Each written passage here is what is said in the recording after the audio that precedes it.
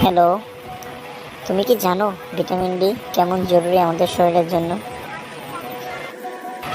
হ্যাঁ, শুনেছি। এটা সানলাইট থেকে পাওয়া যায়, তাই না? তবে আমি জানি না ঠিক কিভাবে শরীরে কাজ করে। হ্যাঁ, সঠিক বলেছো।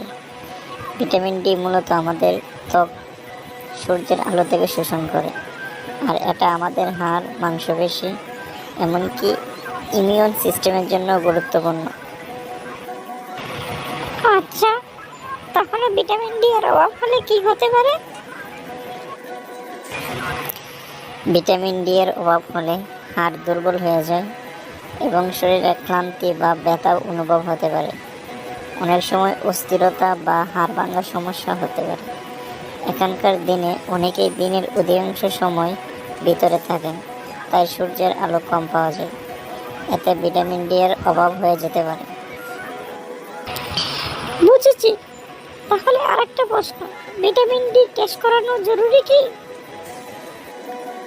হ্যাঁ, অনেকেই সাপ্লিমেন্টও নেন, বিশেষ করে যাদের সূর্যের আলো কম পাওয়া যায় বা যারা ভিটামিন ডি ঘাটতিতে ভুগছেন। তবে খাবারের মাধ্যমেও কিছুটা পাওয়া যায়, যেমন মাছ, ডিম, দুধ এবং কিছু শাকসবজি। বুঝেছি। তাহলে আরেকটা প্রশ্ন, ভিটামিন ডি টেস্ট করানো কি জরুরি?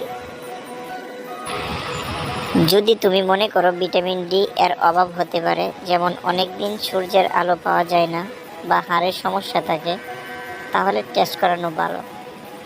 ডাক্তারও সাধারণত কিছু সময় পর এটি পরীক্ষা করার পরামর্শ দেন। বুঝলাম। আমি আবার একটু সচেতন হব। ধন্যবাদ তোমাকে এসব জানানোর জন্য।